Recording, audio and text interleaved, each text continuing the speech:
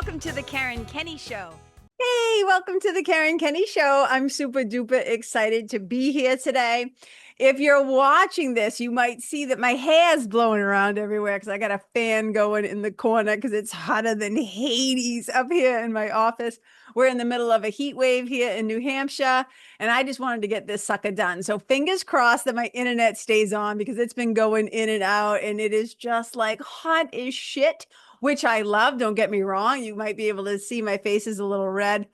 I just got out of the shower because I went for a little 3-mile walk outside. I love the heat, but I also want to be smart. So anyways, here we are and we're back. We're going to talk about this concept of safe enough. Now, this is something that I kind of created for myself, for my own brain, for my own ability to like calm the fuck down, which we're going to talk about a little bit. Okay. Like what I mean by all of this. So the number one, you've heard me say this before on other episodes, the number one question that our nervous systems are always asking.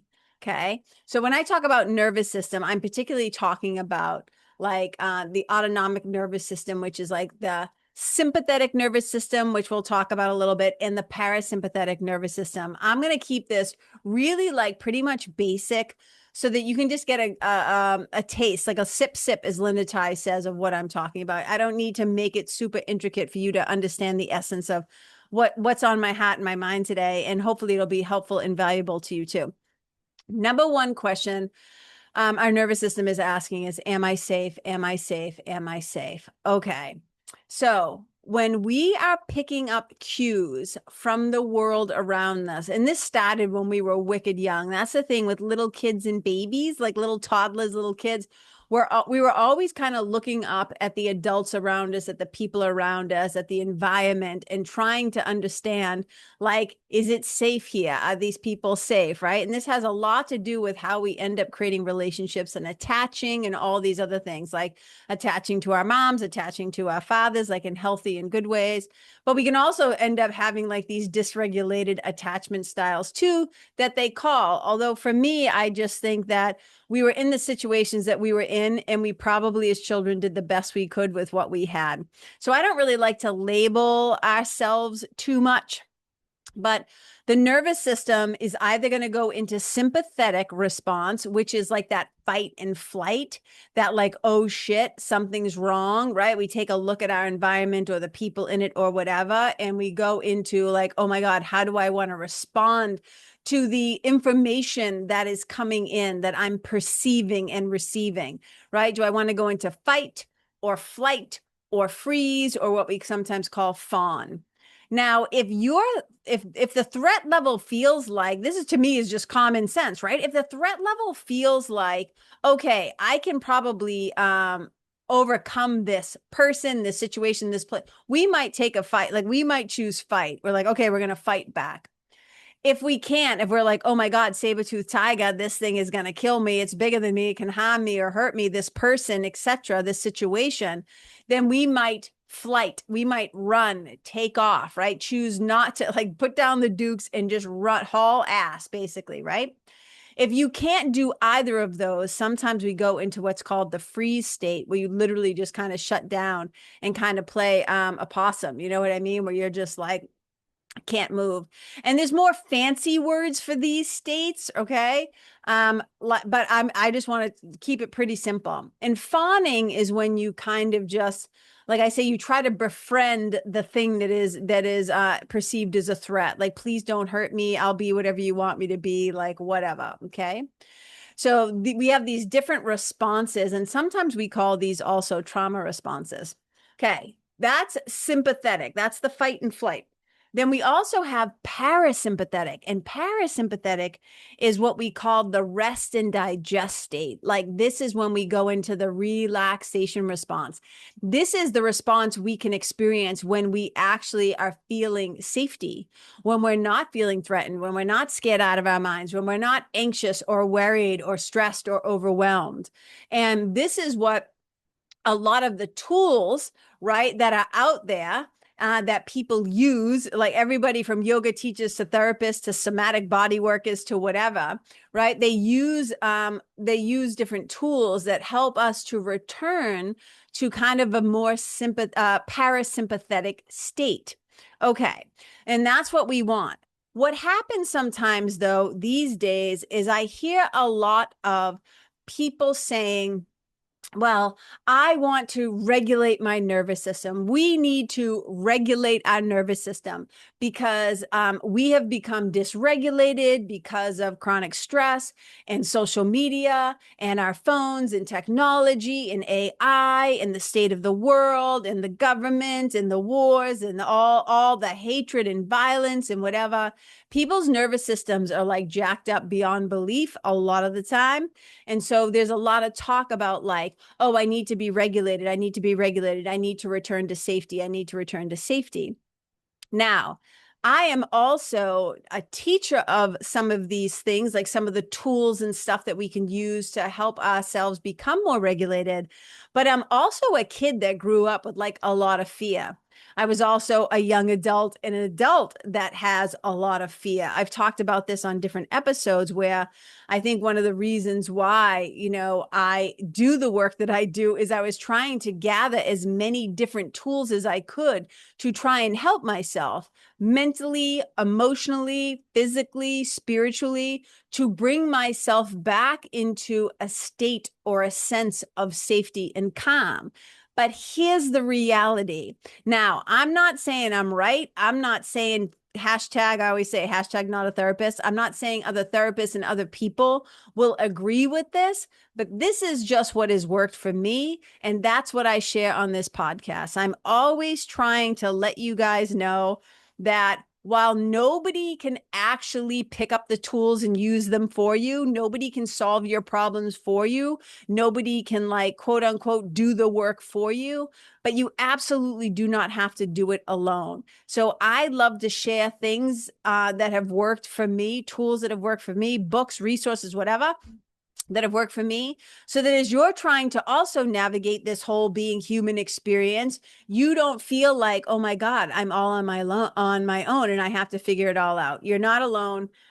You are loved, right? You're not going crazy, right? This stuff is hard. This being human on the planet right now is hard. And then try to imagine doing it as not a white person, as somebody who maybe is in a group or a community, right? Whether you're Black or LGBTQIA or brown skinned or quote unquote, right? What the world would say is marginalized or different or whatever. Again, I don't like to put a ton of labels on people, but we certainly know that not all of us are starting at the same starting line. Do you know what I mean?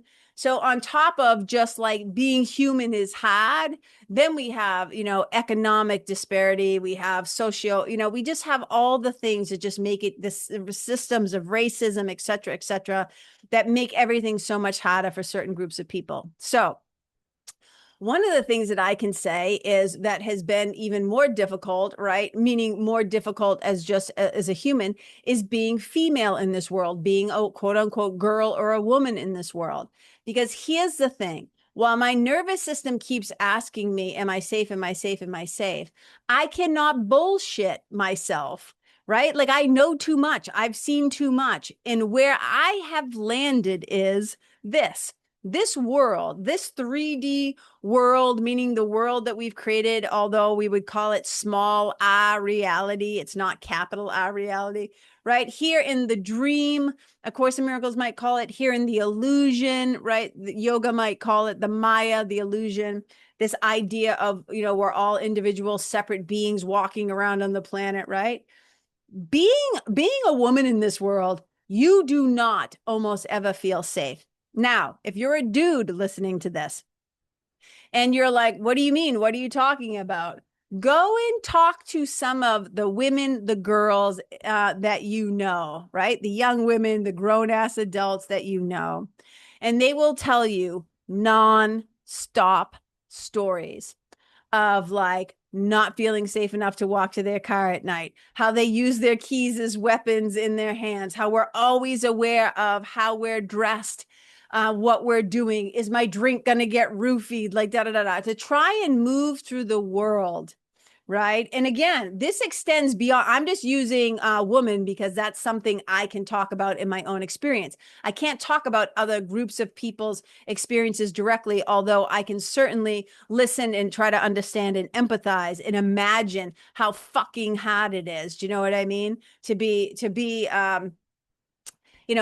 in this world as well.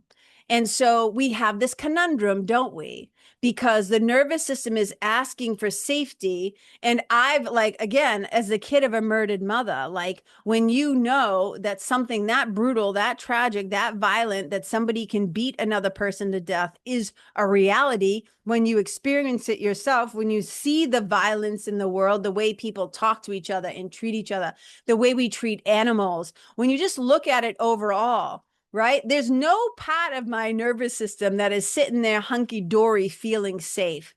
And I realized, like, oh, and I was just talking about this on a podcast that I was recently on. I was on a podcast called It Has to Be Me. And the woman who Tess Masters is fantastic. And it's her podcast. And I talk about it a little bit on that as well.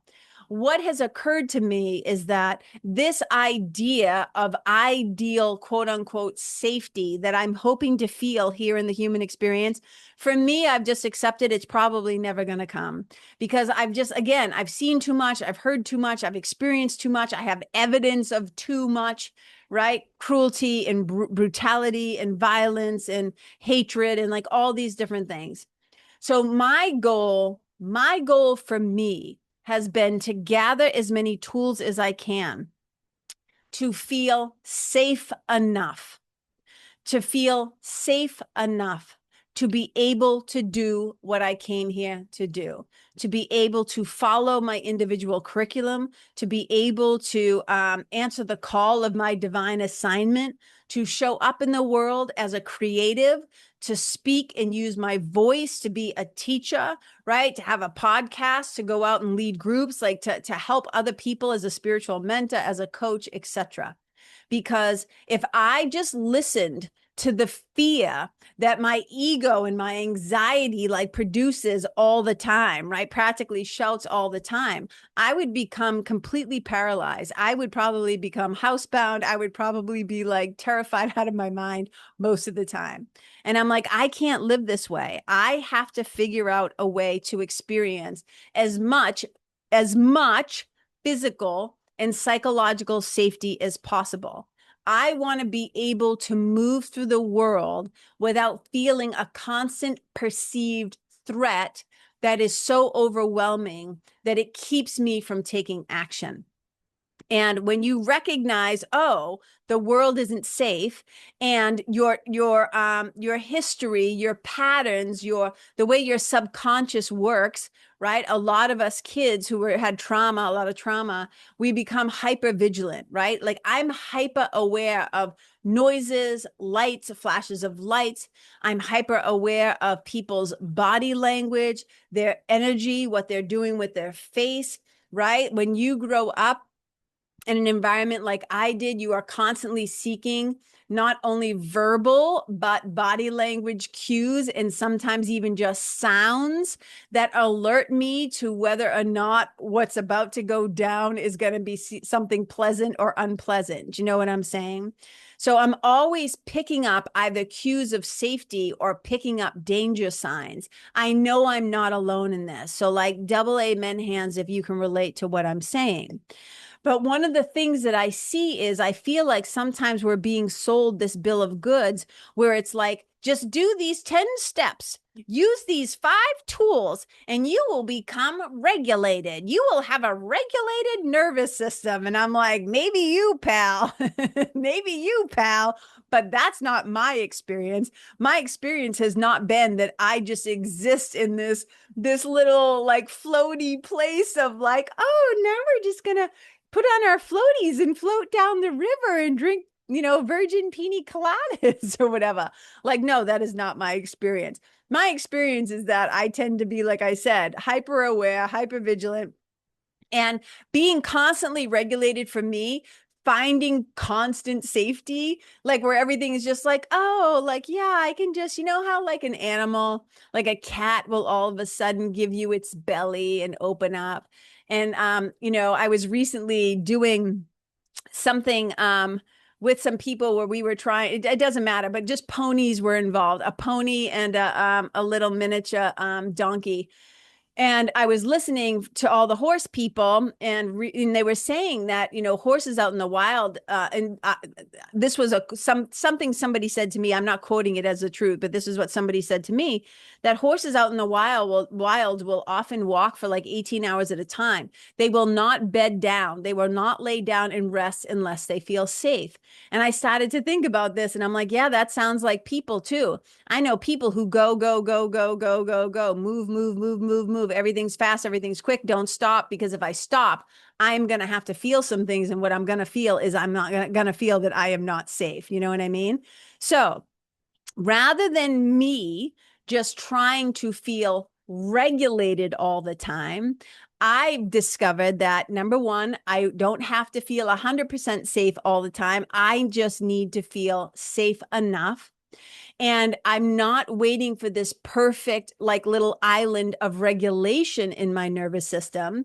I would rather teach my nervous system over time. And this is what it's been. It's been a journey for me. I've been collecting and gathering tools for a really long time. Tools that I now obviously share with my one-to-one clients, people in the nest. And I oftentimes, try to drop little breadcrumbs here and there too, also on the podcast. Some things are just better taught in person. Do you know what I mean? Some things that I do, like Thai yoga body work, Thai yoga massage, yoga, certain things like that, I just prefer to do them in person. But here are these other R words, right? I love alliteration. So I was thinking to myself, okay, rather than being reactive all the time. So if I'm in a state of not feeling enough safety, I will certainly be reactive, and I will be looking for and feeling triggered probably a lot of the time. When I move out of regulation and I'm in dysregulation, right? And I don't feel cues of safety. I don't feel like, okay, I can put down my dukes here. I can't be safe and vulnerable and open for business, right? If I'm in that state, I'm certainly almost going to be more hypersensitive to being quote unquote triggered, or having my buttons pushed, or being on edge, or being anxious or worrisome or stressed or overwhelmed, right? So I don't want to be in a place where I feel constantly reactive to the world around me. And I also don't want to be in a place where I am very rigid, right? So for me, what I found is that when in my younger years, I would tend to always, quote unquote, react in particular ways. I wasn't able to respond yet from a place of love. I was always almost reacting out of a place of fear. And I would become rigid in my responses, meaning like anything new, like no. I was deeply patterned in the way that I was reacting to the world. And I don't want to move through the world in a very reactive and rigid way. Like so much of like, when I think about my yoga practice and being a yoga teacher, for, I don't know, like 25 years or whatever, I wanted more flexibility, but I didn't just want more flexibility in my body, in my muscles, in my fascia, right? Like I wanted more mental flexibility. I wanted more emotional flexibility. I didn't want to be a person who always just reacted to things in the same way. Right? I wanted to be able to choose who and how I was going to be. I wanted to be able to have authorship and agency and autonomy, right? Over the kind of person I was going to be, what was going to come out of my mouth, the choices I was going to make. Because a lot of times when we're in fight or flight, in that sympathetic state, when we're being reactive, we're not coming from our highest capital S self. We're coming from one of those parts of ourselves that's trying to protect ourselves. And I always say, like, it's like the front of my brain goes offline and all good decision making goes like out the door. You know what I mean? And like, I'm like, I don't want to live that way. I did those years. Like I did that time. You know what I mean? So now, rather than just waiting for like quote unquote perfect safety, I have trying to create an experience within my own psyche, my psychological and physical experience where I am safe enough that I can feel more regulated, that I can feel more responsive, like I can respond to the world. I can choose how I want to respond to what I'm seeing, hearing, feeling, thinking, imagining. Because a lot of times what we're reacting to is our fear of what we think is going to happen, what I think they're going to say, what I think this person or this situation is going to do, right? So I want to be able to be more responsive. I want to be able to be more resourced.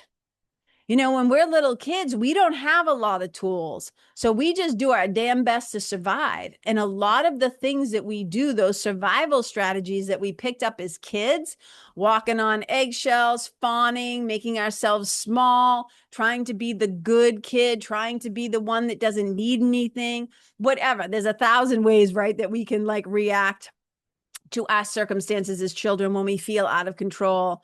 But I wanted to be able to feel more responsive, more resourced, like I had some tools. I had a bunch of different tools in what I call my spiritual toolkit that I could choose to pick up and use on any given day, depending on what I needed that day. I want to also just not feel quote unquote regulated. I want to be able to be resilient. I want to have a resilient nervous system that can have big fluctuations, but also knows how to return to feelings of safety and calm. So I'm not always just looking to feel regulated. I'm like, no, because the world doesn't work like that. You know, I know me personally, I can't speak for you, but me personally, I'm probably not going to walk around in this totally regulated ventral state all the time. You know what I mean?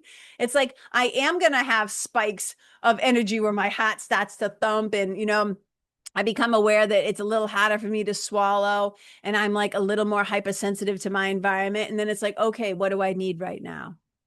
And that's when I go looking for the tools, because if I can experience physical and psychological safety, then I will feel more connected to myself, my true capital S self, and just myself, right? Like my body, me also. I'm not my body, but you know what I'm saying?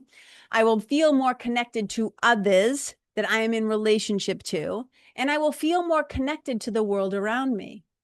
And if I am never feeling safe, if I'm always running scared, if I'm always in a state of overwhelming anxiety and I can never get regulated, that's not soothing. So not soothing. Don't want to live like that. But I'm not actually expecting the world to be a particular way so that then I can feel safe. And that's why, like, for a long time, I used to say things like, oh, I'm trying to create a safe space for you. This is a safe space. And I realized, like, one day, I'm like, I can't say that. Like, it's not for me to determine what feels safe for somebody else. All I can do is to do my best to create an environment and an experience of safety. But I don't know everybody's subconscious triggers. I don't know everybody's backstory and their history and what they've been through. So all I can do is do my best. And are there going to be times when I might blow it or screw up or whatever? Yeah, because A, I'm human. And again, I don't know everybody's, you know, biography. I don't know everybody's history and what they've been through and what the things are that trigger them or upset them, a particular tone of voice, a smell. It could even be a color, like whatever it is, right? A tone of voice, a certain energy level. You know, people can get quote unquote triggered by like 1,000 little things. So all I can do is try to do my best. Okay. So again, what I want to experience in my own body is safe enough. I want to be able to drop into parasympathetic when I find myself going into sympathetic, that fight and flight and freeze and fawn, because it's guaranteed that it's going to happen. This is not a safe world. I don't even like saying that out loud, but it's the truth. It's not a safe world. It's not a safe world for the animals. It's not a safe world for a lot of different people. And if you are lucky enough to move through the world where you never feel scared or threatened, or like you have no power, or you have no voice, or you have no authority, then I hate to say it, but you're probably some old white guy. Not to pick on the old white guys, just saying, you know what I mean? But the rest of us, we sometimes tend to feel like we got to have eyes in the back of our head. You know what I'm saying? So here's the thing that I have found to be a little bit helpful. Okay. Here are some things. They're not all tools, but number one, I got to know my own triggers. I have to be aware of the kinds of places, the kinds of people, the kinds of environments where maybe I'm going to get a little antsy. I'm going to get a little suspicious. I'm going to get a little on edge. I'm going to get a little like, I need to know thyself. And this is so much of the work that I do with people. We got to know why we do what we do, think what we think, believe what we believe, say what we say, do what we do. As I said, we have to know ourselves. We have to be curious enough as about our own patterns, our own habits, our own stories, our own beliefs, our own identity, how we're showing up in the world, why we're showing up that way. And if we don't like the experience, what maybe can we do to tweak it, to adjust it, to transform it, to change it, to develop it, to have personal growth, self-development, right? This is the work that I do with people. So we got to know our triggers. And it's not like, oh, avoid them. My hope is that I can experience them and know how to come back to safety more quickly, that I can get a little dysregulated by something and then go, oh, I know how to be responsive. I know how to do that breath where I breathe in through my nose fully and deeply, and then exhale out through my mouth twice as long with a little bit of sound. I wear a watch. I don't have it on right now. I took it off to take a shower. But if I have on my Apple Watch, I can just hit that little heart icon and it will show me what my heart rate is. The other day, my heart rate was up around like 74. Okay. I just sat and did the breath that I just described to you. Inhale through your nose fully and deeply. Exhale out twice as long through the mouth with a little bit of sound. This helps to down regulate the nervous system, move us from sympathetic to parasympathetic into the relaxation response. And I literally watched my heart rate drop down within a minute, like 6 beats per minute. It went down from like 76 or whatever it was to 70. And then I got it down to like 64 just from breathing. That's one simple tool that pretty much everybody can do. Okay. So I want to know my triggers. The other ways, the other incredible, and I wouldn't even call it a tool so much as I don't even know what to call it, but let's call it a tool, is building relationships with people that you feel like you can be yourself with, people that see you. I would say your balcony people, right? The people who love you. And this might be one other person. If you're lucky, it's 2 or 3 or 4, where you have your people. For some of you, that might be your family. For some of you, your family is the place where you do not feel safe at all, right? For some of you, it'll be your sweetie or your partner or your best friend. For some of you, maybe it's a sibling. I don't know. But for whoever it is, it's like building relationships with beautiful people who see you, who try to understand you, who get you, who celebrate you, who support you, who say, come here, right? Let me give you a hug. I'm listening. You don't have to do this on your own. Sometimes we have to hire those people, coaches and mentors and whatever. And there's no shame in that. And there's nothing wrong with that, because sometimes the environments that we find ourselves in, they are not supportive. They are not supportive.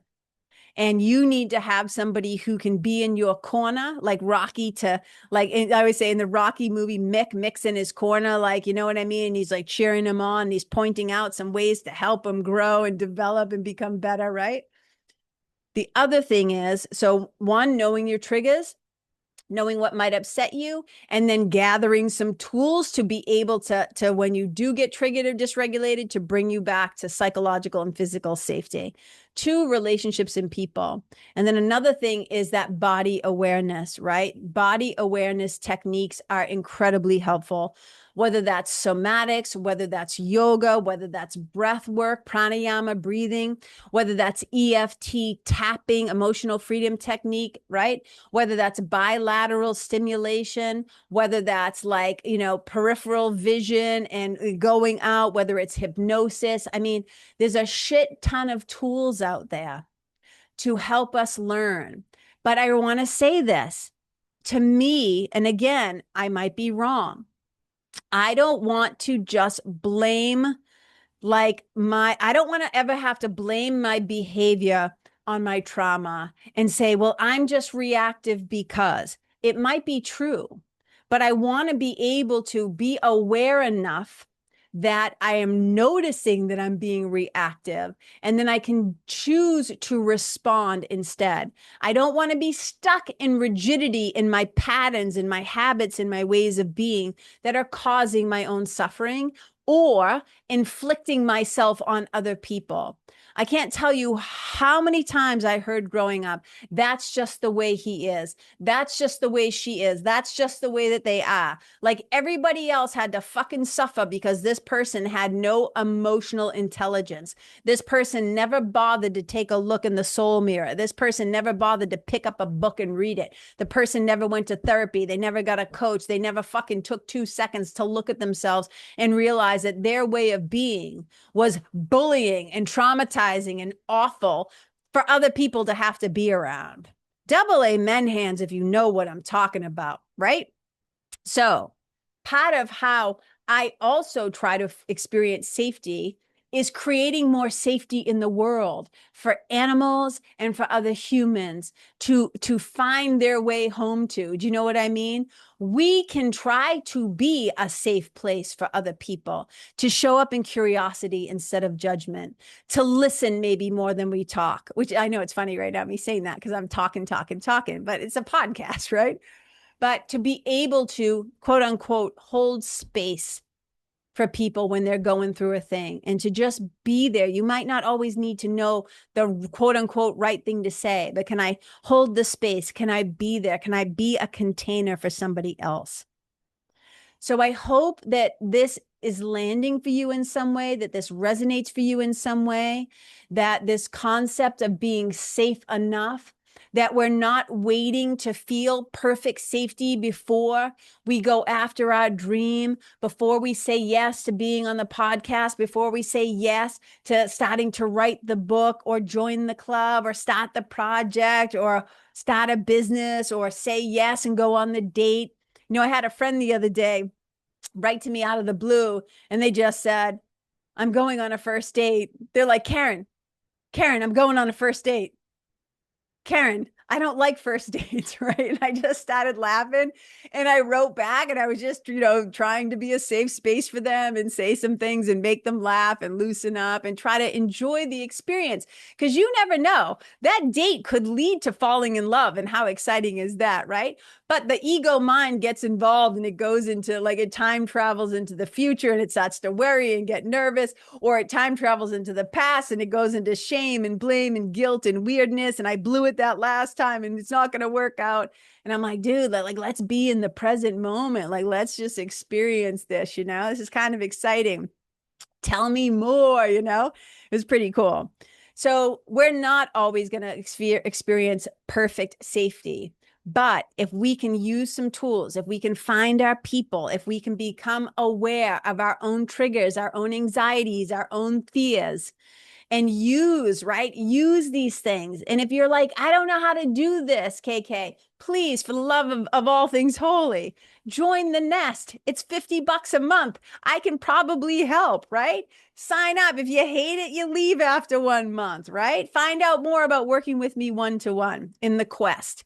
I love helping people navigate this whole being human experience using, spiritual principles, spiritual practices, and subconscious reprogramming and hypnosis and neuroscience and practical tools to interrupt our patterns when we're getting reactive, Oh my God. So the goal for me now, and maybe it is for you too, is to feel safe enough so that we can do what we came here to do, so we can be who we are meant to be, who the divine, and, just you, maybe you don't believe in anything greater, right? Maybe you're just like, I just want to be my best self. Perfect. Great. Run with it. But it's hard to be our best self when we are getting hijacked all the time by fear, right? We want to learn how to operate from a place of love. And here's just the facts. Sometimes, right, we are not going to feel safe. And sometimes we have to do it a little bit scared. I do. If you knew how many things I did scared, right? I think a lot of people perceive me as like, I am tough, okay, right? Like, and I don't mean like, oh, I'm tough, like I'm going to beat you up. I am wicked resilient. I am pretty tough. I am strong. And, right?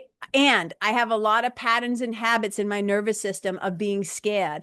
And those things rear up. They present themselves. But now I have enough tools to be able to help myself to come back to a state where maybe I'm not feeling 100% safety, but I feel safe enough to take the leap of faith, to know that my spiritual team comes with me. My ancestors come with me. My mom comes with me.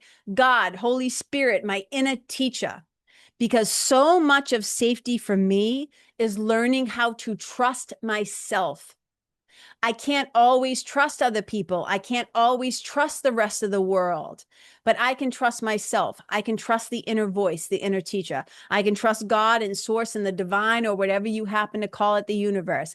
I can trust a handful of people around me who I know have my back, who love me, who cheerlead me, who champion me, and who want the best for me. And if you can gather these people, these things, these tools, keep listening to the podcast, maybe join the nest, however it is, read some good books, look up some of the tools that I mentioned, right? And you too, because this is the goal for me, is to feel safe enough. And I've made my peace with that. I've made my peace that, like, this is the body and the nervous system that I have. And as long as I'm alive, right, I will be trying to help myself and reparent myself and be kind to myself and compassionate. And there's going to be times when we just have to feel safe enough and maybe do it a little bit scared. But you don't have to do it alone. I'm here. And hopefully you have some people around you who also love you and support you. Okay, I gotta go. I gotta go teach a yoga class, but I hope this has been helpful in some way and valuable.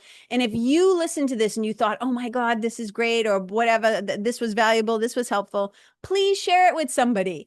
Send it to a cousin, a girlfriend, a best friend, a sister, whoever, your auntie. Send it to somebody you love. Okay, wherever you go, may you leave the animals and the other humans and yourself and the environment and the planet better than how you first found it. Wherever you go, may you and your energy and your presence and your love and your safe enoughness be a blessing. Bye.